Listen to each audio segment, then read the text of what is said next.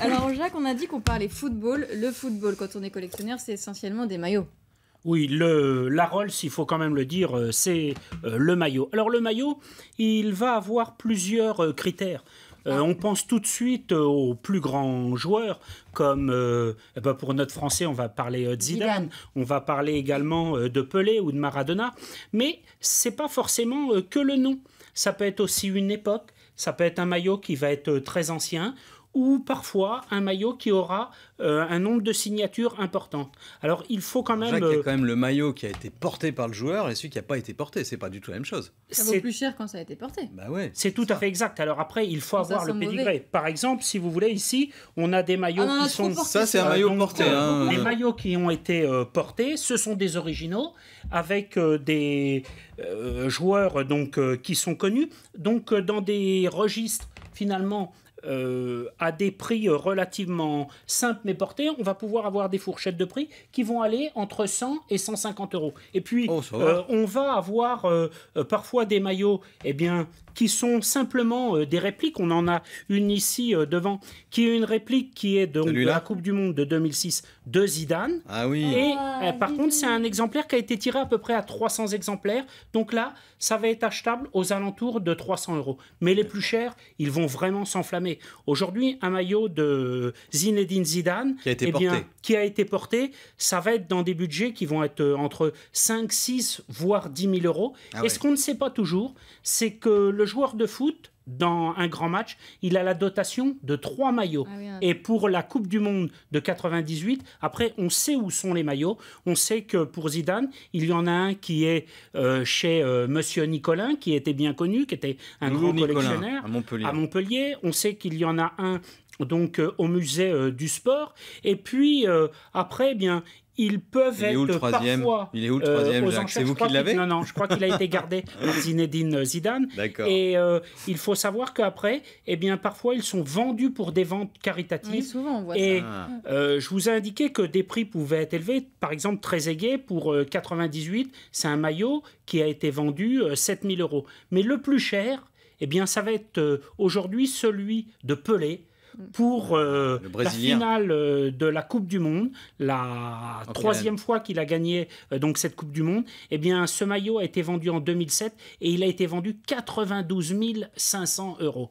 Donc les prix peuvent vraiment complètement s'enflammer. Les maillots qu'on a sur nous là, tous les quatre, c'est des maillots c'est pas des maillots qui ont été portés. Alors, tous les maillots qu'on a sur nous, c'est les maillots que tout le monde peut acheter quand l'équipe va finalement jouer, comme à l'heure actuelle pour ce soir, le maillot qui sera porté par l'équipe de France. On a le maillot officiel. Là, je crois que c'est sur des prix qui sont aux alentours d'une centaine d'euros, mais finalement, on a la qualité, mais forcément, il n'y a pas l'histoire avec.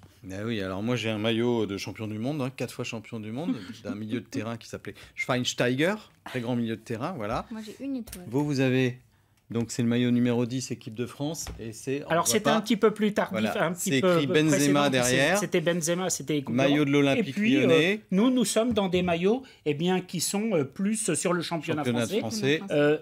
Donc Marie porte un de l'Olympique Lyonnais, moi j'en ai un donc de Monaco, mais par contre celui-là a été porté. C'est un original. Ah oui, d'accord. Et vous ne payez pas d'impôt, Jacques, du coup. D'accord, très bien. Donc on a indiqué que pour le football, la Rolls c'était le maillot, mais il n'y a pas eu que ça. On peut collectionner des choses à des prix tout à fait raisonnables et parfois curieux. On a, comme on peut le voir devant notre plateau, des anciennes chaussures de football. C'est vos chaussures, Jacques? Non, je crois que je ne rentre pas dedans, puis ça serait un petit peu raide pour jouer maintenant. C'est quelle époque? C'est aux alentours des années 1930, 1950, 1960. On a plusieurs modèles. Ils étaient en cuir bien dur, bien durci. Ça va pas être très agréable. Ça a bien changé, les crampons dessous, c'était quand même bien robuste. Alors, combien ça coûte, ça? Ça, on va être sur des prix qui vont être entre 10, 20 euros. Pour un petit musée du football, personnel, c'est assez amusant. On va pouvoir, par contre, trouver des choses beaucoup plus qualitatives. Et ce qu'on ne sait pas, c'est que cette sculpture donc, est de fraises. Et ces sculptures, elle a fait l'objet d'une présentation aux Jeux Olympiques. Il faut savoir qu'avant 1940, il y avait donc une catégorie qui était la sculpture, la peinture et le dessin aux Jeux Olympiques. Et Fraise a présenté donc le footballeur qui est donc en bronze et qui représente le tir au but. Alors cette sculpture en bronze, on voit elle est de qualité, ça va quand même aller chercher ça sur des prix entre 300 et 500 euros. Ah oui, mais ça repose alors. Hein. Plus tard, on pourra pas la casser. également collectionner finalement un petit peu tout dans le football. On va avoir il y a un peu tout et n'importe quoi. Les livres anciens. On va avoir aussi des places de foot. On garde ces places. Les places de foot, cher. on les garde. Mais quand vous avez des places de foot qui sont dans les matchs qui étaient dans les années 30, dans les années 50, alors ça va être le début d'une collection à quelques euros près. En complément des places de foot, on pourra avoir les affiches aussi. Chaque Coupe du Monde va avoir une affiche complètement typée. Et les plus anciennes, qu'elles soient pour le Brésil, qu'elles soient sinon même pour la Coupe du Monde donc de 98, 92 c'était plus compliqué. Mais celle de 98, vous voyez, elle est belle. Et c'est quelque chose finalement qu'on n'a pas vu beaucoup. Alors les affiches, on va pouvoir les avoir entre 50, 100 euros, 150 euros. Et puis ensuite, on pourra avoir des choses plus sympathiques.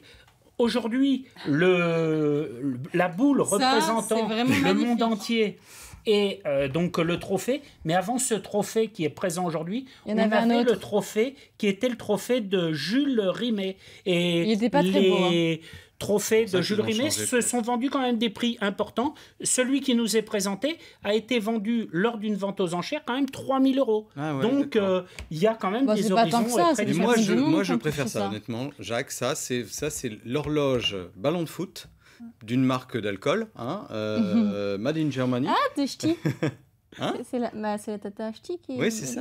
Alors, sur les tuches. Ce genre, combien ça vaut, ça cette petite pendule très amusante, on va être sur des prix entre 10, 20 ou 30 euros. Voilà. Et ce magnifique briquet, football, on peut aussi avoir ce type de briquet qui va être sur une dizaine d'euros. Donc, l'intérêt du football, c'est finalement pour tout le monde, pour le grand public et à tous les prix. Devenir collectionneur dans le monde du football, c'est pas cher en fait. C'est facile, c'est accessible. Pas cher, on peut trouver des objets de bon goût. Il faut finalement avoir tout simplement un œil recherché. Si on cherche quelques objets particuliers, en fouinant un petit peu, en se baladant, et puis un petit peu de sous dans sa poche, on pourra faire une jolie collection. Merci beaucoup, Jacques.